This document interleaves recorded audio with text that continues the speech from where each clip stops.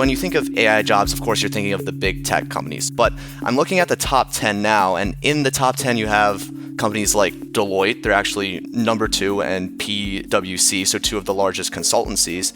Then you also have 2 of the largest banks. So we have JP Morgan Chase and Capital One also breaking the top 10. And that's just a signal of what's to come more as more and more of these more traditional industries really see the value in having this AI capability within their company. That's only going to continue to be enhanced. That's the voice of Mike Chmura, Chief of Staff at Chmura Economics and Analytics. Mike sheds light on how Chmura uses their Jobs EQ platform to track AI jobs and identify the cities with both the highest demand and the most abundant talent pools. Keep listening for a better understanding of the AI job market, implications for talent attraction and retention, plus more. You can learn more about this podcast at livabilitymedia.com. But before we get into this episode, a quick word from our sponsor, EDO Marketplace, your one-stop shop for economic development.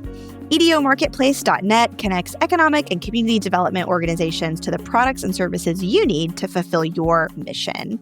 It's the only online directory of its type with over 50 categories, reviews, and hundreds of business listings in one place for you to peruse. For companies and consultants supporting economic development organizations, EDO Marketplace is a powerful tool for gaining visibility. Find out more at EDOmarketplace.net. And with that, let's jump in.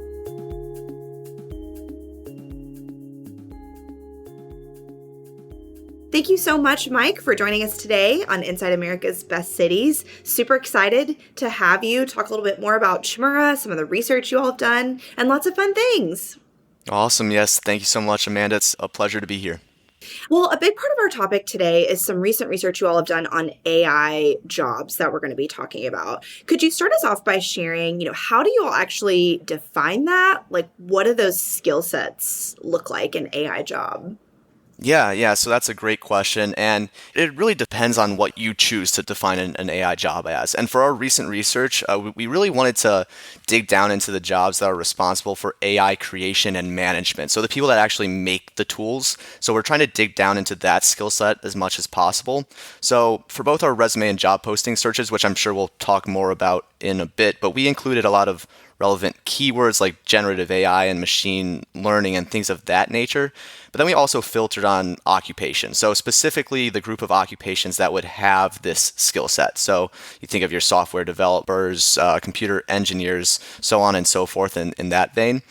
So we're not really looking at the job postings for an AI company that, for example, you could have a sales or marketing role within an AI product. That's not really what we were looking for with this definition in the research that we just did. A full definition of how we did this in our research can be found on our blog at chmura.com. But the great thing is that, our job postings and resume searches allow you to customize this search however you want.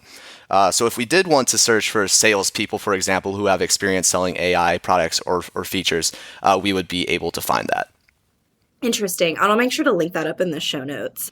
So what you were looking at, though, is the best MSAs, the best cities and communities areas, essentially, for the jobs, for people looking, for people to fill those jobs, and for the talent themselves. So what differentiated those two categories, would you say, in terms of the criteria you were looking at? Yeah. So I think, as economists, we really like to think of a lot of things in the world in terms of supply and demand. So a common way of doing this when we're looking at labor market questions would be to use Bureau of Labor Statistics data or other standard data sources. But this is a bit more complicated because we're searching for a specific skill set, not necessarily a defined occupation, and also a skill that's rapidly gaining in prevalence. And, the term AI really kind of exploded within the last 2 years here. So the government data with their lags and not being specific in that skill set isn't necessarily sufficient for this analysis. But we can use job postings as a proxy for demand and then resumes as a proxy for supply. So this measure, it's not perfect because, for example, not everyone has an online resume and not every job posting will turn into one single job. But it's accurate directionally and by proxy. Now, for the research that we actually did, which we ranked MSAs, as you said, Amanda, on their supply and demand and kind of differentiated which cities are best conditions for employers and employees. So, for example, a high supply, low demand environment would be best for employers. So, this would mean more resumes than job postings in that region. And then the opposite would be true in some cases for employees. It really all comes down to bargaining power here, I think. Take the tech hubs, for example, on the West Coast. Yes, you see a lot of opportunity there. But the area is also full of AI talent, so that might make it a bit more challenging for some of the job seekers in that region. But then on the opposite side, employers may have harder times in cities like Washington, D.C. or Dallas, Texas, which the demand for AI jobs there is growing very fast, but that supply base has not really been built up. So this means that companies in these areas may have to start offering higher wages, perhaps, or start aiming to poach talent from other locations. So this would be a more favorable environment for a job seeker in that environment.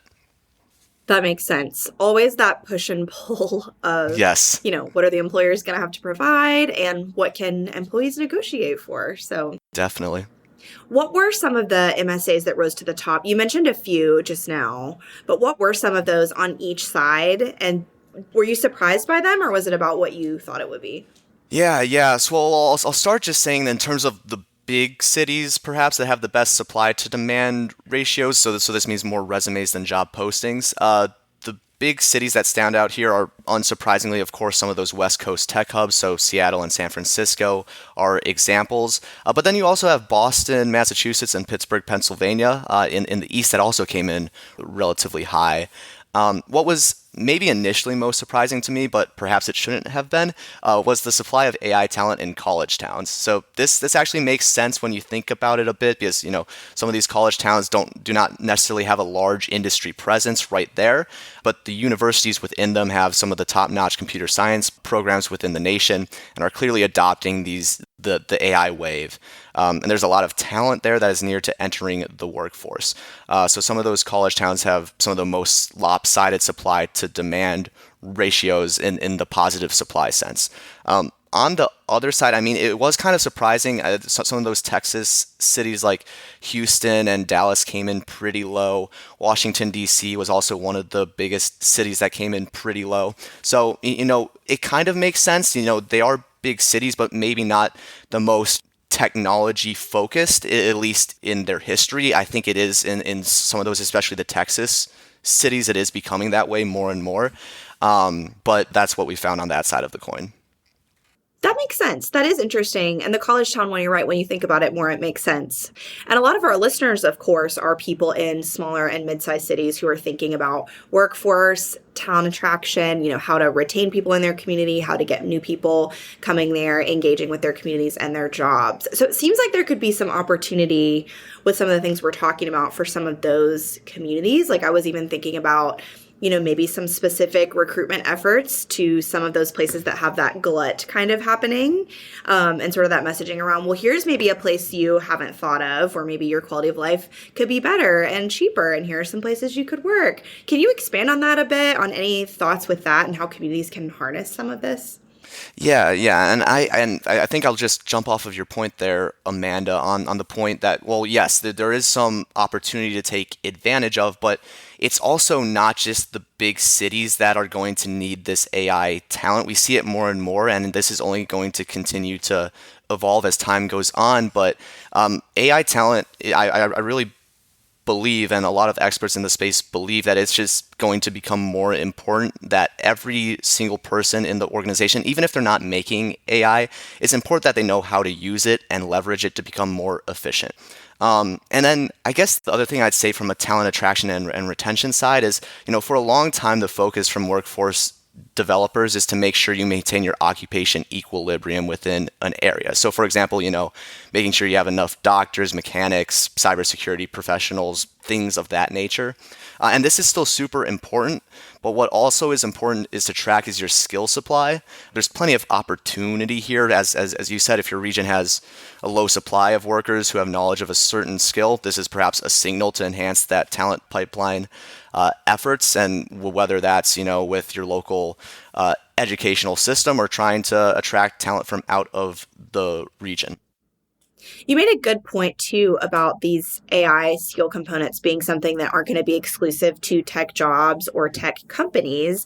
And I know you had mentioned that in your research, you had seen that the employer mix for this isn't just those tech companies, but also other types of companies. Could you expand on that some? Yes, yeah, and that's I think something that's really become evident within the past couple years here. When you think of AI jobs, of course, you're thinking of the big tech companies. But I'm looking at the top 10 now, and in the top 10, you have companies like Deloitte, they're actually number 2, and PwC, so 2 of the largest consultancies. Then you also have 2 of the largest banks. So we have JP Morgan Chase and Capital One also breaking the top 10. And that's just a signal of what's to come more as more and more of these more traditional industries really see the value in having this AI capability within their company that's only going to continue to be enhanced. How do you think the AI job market will continue to evolve in the next few years? Yeah, and I think that this is a bit of a tough question, but if I'd have to bet, I'd say that we'll probably move towards equilibrium in this area as the next few years pass. That the talent pipeline in colleges is picking up. And software developers, mathematicians, they're learning these skills on the job. So you didn't necessarily have to learn it in college or with your degree. It's what employers are pushing for right now, so people are learning that on the job. So I do expect that demand may continue to outpace supply in the near term, but I would expect that gap to narrow with time. So a lot of the data we've talked about that you've gathered for this came from your Chmura's Jobs EQ platform, right? Which, from what I understand, aggregates online resumes, job posting, pulls data from all of those things. Can you share a little bit more about that and like what types of data users can glean? I think that'll be helpful to inform our last couple of questions. Of course, yeah. So I think, as you said, job postings and resumes, which we talked about, they are large parts. But actually, I'd say that the majority of our data is government-provided workforce, education, and demographics data. So data from the census, BLS, and a large number of these other sources. And our value add here is that we make it easy to find and analyze and pull all of this data in one spot. And for anyone dealing with these government data sets before, I'm sure you know it's quite a pain to find the data at the specificity you need, like in the time that you needed. So that's kind of where our platform comes in to solve that issue. The other thing I'll mention is that government data also often includes gaps and non-disclosures, which we clean up within Jobs EQ. And our data goes down to the block level, so really no ask is too specific for our tool when it comes to these data. We also have a lot of useful tools like report builders and mapping tools and custom demand analyses like our new housing demand application. But yeah, I think that's a good overview. I could, of course, talk all day about all of the data that we have, but I think I'll leave it at that point for now. What are some of the common ways that you see your economic development group clients utilizing this? And feel free to include a case study or two if that's helpful. Yeah, so I'd say that there's, at least from a company-wide perspective, I think that there are 2 areas that our company supports. One is, of course, with being the primary data provider through the SaaS platform Jobs EQ. And I'm sure that some of your listeners may know of it or perhaps even use it. It's used by hundreds of economic development, workforce, chambers of commerce, and other organizations around the country like this. And it can be used for a variety of things, preparing your annual reports or status updates. We help some communities across the nation track certain metrics that they're trying to improve on. Site selection is also a big thing, making sure that you actually have the workforce or are prepared for what it takes to get the workforce if you're chasing after a new economic development project.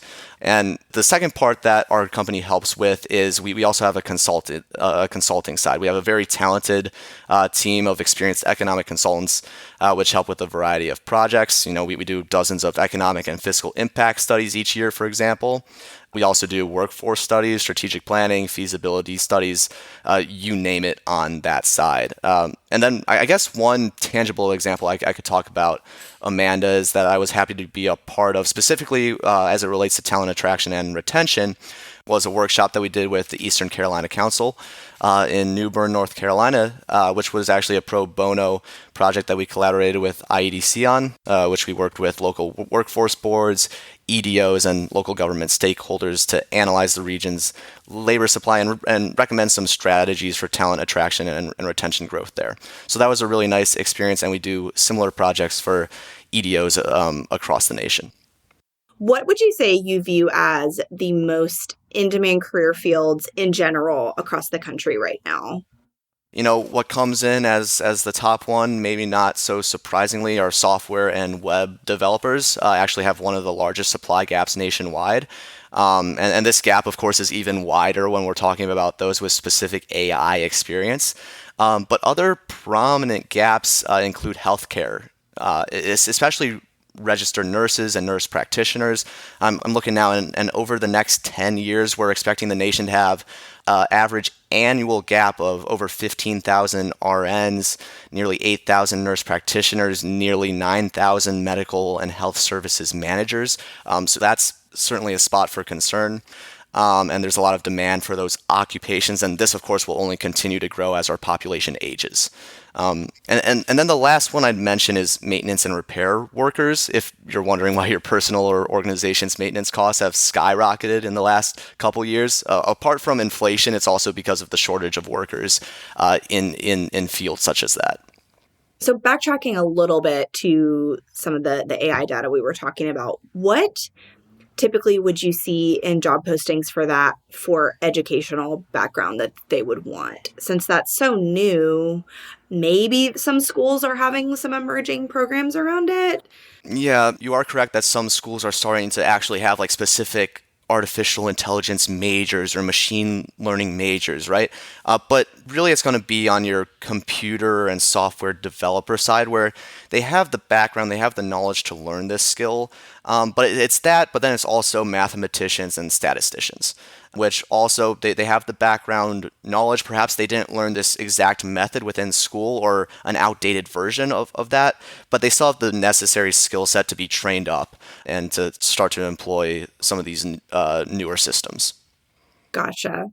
And the flip side of the question we were just talking about in terms of most in-demand fields, what about fields you're seeing where there are way more candidates than jobs that are oversaturated? Well, and some of it is actually maybe because of AI that some of these jobs are becoming oversaturated, but and just and automation in general. But some of the largest gaps we see are cashiers and fast food workers and things of that nature, where, I mean, you go into any grocery store now and most of the checkout aisles are self-checkout, and same thing at a lot of these fast food establishments. So that's some of the highest that we see there, and that's also kind of being a consequence of not necessarily AI in specific, but this technological and automation revolution that's going on within the country right now.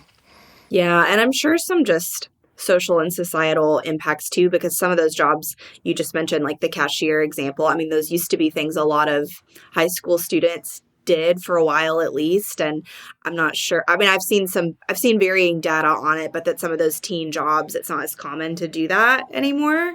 True, and I also think that COVID played a part there, trying to reduce that personal interaction as much as possible, and that just kind of sped up the automation route. So there's been a lot of effects there. Yeah, it's interesting to think about, definitely. Anything else to add on the topics we've talked about before we move into our final wrap-up question?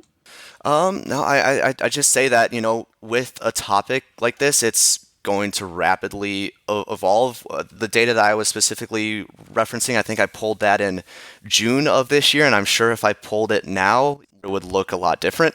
And I'm sure that this will continue to evolve. So certainly something that, it's important to have your up-to-date data there, and it will definitely be something that we monitor on our side going forward. Definitely.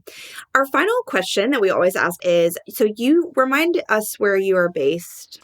So I'm based in Cleveland, Ohio, but we also, our company is headquartered in Richmond, Virginia. So those are our two locations. Gotcha. So where you are, what is a bucket list item you would say if someone were coming there for the first time or moving there? Like, what's something they should make sure to do that's maybe a little off the beaten path? Ooh, off the beaten path. See, so the first thing that I'd say is Rock and Roll Hall of Fame for sure, but I don't know if that's off the beaten path, but it's, probably one of the coolest Hall of Fames or museums I've ever been in. So I definitely recommend that. But I'd say the one thing off the beaten path maybe is that not a lot of people know that we have a national park right outside of Cleveland, the Cuyahoga Valley National Park. A lot of great bike trails through there, some really cool waterfalls. So not something you really get too often, just, 20 minutes outside the city center, but an awesome thing that we have here in the local area. That is really cool. I was just at a talent attraction conference recently, and a group in Cleveland gave a presentation. Actually, they were doing some really cool and innovative things in that space. So Awesome. well, thank you so much for doing this. Really enjoyed hearing from you, and I think our listeners are going to get more informed about some of these AI jobs. I know it seems like AI is kind of the thing right now that's Yes, in your yes. face all the time. Sometimes you might not want to hear about it, but here we are with more info about it. So Very true. If you want to, we have a lot. So thank you, Mike. thank you, Amanda.